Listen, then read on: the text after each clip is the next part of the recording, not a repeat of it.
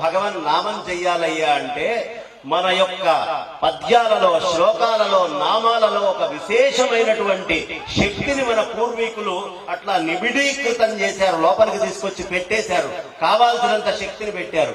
దానికి మీకు ఒక్కసారి అక్షరాలు, తెలుగు అక్షరాలు ఇక్కడ అందరూ ఆ నుంచి బండిరా దాకా చదువుతున్న వాళ్లే కదా, ఆ నుంచి బండిరా దాకా మీరు అక్షరాల్లో చూడండి. కాఖా గాఖా ఇన్యా అనండి పెద్దగా, కాఖా గాఖా ఇన్యా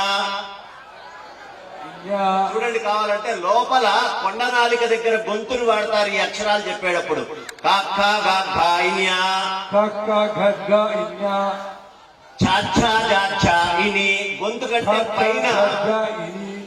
కంటే పైన నాలిక యొక్క పై భాగాన్ని వాడితే తప్ప చాఛా జాఛా ఇని అనే పదం అనలేరు. అనండి, చాఛా జాఛా ఇని.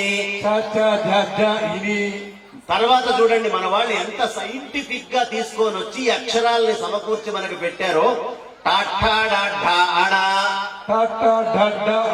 మధ్యలో నాలిక కొంచెం వంగకుండా ఎవరైనా టాఠా డాఢా అణ అనగలరేమో చూసుకోండి. టాఠా డాఢా అణ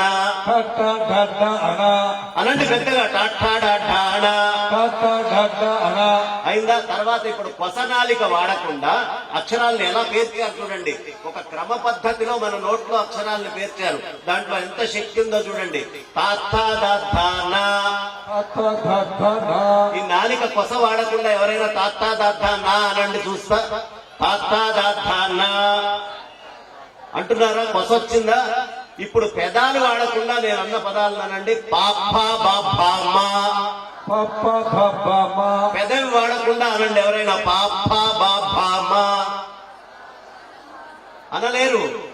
అక్షరాలని ఎక్కడి నుంచి ఎక్కడికి మనం పలికితే ఏ విధమైన శక్తి స్థానం ఎక్కడెక్కడ ఉద్భవిస్తుంది అనేది మన ఋషులు ఆ నుంచి బండిగా లోపల సమస్తాన్ని నిక్షిప్తం చేసి దాన్ని మంత్రపూతం చేసి ఈ విధమైనటువంటి శబ్దాల్ని కనుక నువ్వంటే నీ శరీరంలో నరాలు ఎప్పుడూ పాడవవు. నీ శరీరంలో నరాల్లో బలం ఉండాలా, నీ బుద్ధిలో బలం ఉండాలా. ఖచ్చితంగా ఇది చెయ్యి. మన దురదృష్టం మనం చేయట్లేదు కానీ జర్మనీలో, లండన్ లో పెద్ద పెద్ద యూనివర్సిటీల్లో పిల్లలకి సంస్కృతం నేర్పిస్తున్నారు, సంస్కృత పాఠాలను చెప్తున్నారు. రామ రామౌ రామాహ అని ఆరంభం చేస్తున్నారు. వాళ్ళందరికీ విదేశాలలో చెప్తున్నటువంటి పాఠాలు మనం వదిలిపెట్టి వాళ్ళు తీసుకొచ్చినటువంటి మమ్మీ అంటే ఓ చచ్చిపోయిన శవమా. ఈజిప్ట్ లో ఉండేవి మమ్మీలు. డాడీ డెడ్, ఆల్రెడీ నువ్వు చచ్చావురా నాతోటేం పని అనే పదాలు పలికిస్తున్నాం. అమ్మా నాన్న అనే పదాలని మనం పక్కన పెడుతున్నాం. ఎంత అపురూపమైనటువంటి దివ్యమైన భవ్యమైనటువంటి మాటలు అమ్మా నాన్న తెలుసా? ఒక బర్రె కానివ్వండి, ఒక ఆవు కానివ్వండి, ఒక ఎద్దు కానివ్వండి, మేక కానివ్వండి, అవి అమ్మా అనే శబ్దాన్నే పలుకుతాయి. అవి మమ్మీ అని డాడీ అని పలకవు. అమ్మా అని జంతువులకి పలకడం తెలుస్తోంది. మనం సిగ్గుపడుతున్నాం అమ్మా నాన్న అని పిలిపించుకోవడానికి. కాబట్టి ఈ భాష అతి సుందరమైనటువంటిది, మహత్తరమైనటువంటిది, దివ్యమైనటువంటి శక్తితో కూడుకున్నటువంటిది. సరస్వతి అమ్మవారి చేతిలో ఉండే మాలకి 50 పూసలుంటాయి. 50 పూసలతోటి కూడుకున్నటువంటి ఒక్కొక్క పూస ఒక్కొక్క అక్షరంగా ఉన్నటువంటి భాష సంస్కృతం. దానికంటే అదనంగా 6 అక్షరాలు కలిపి మన తెలుగు భాష.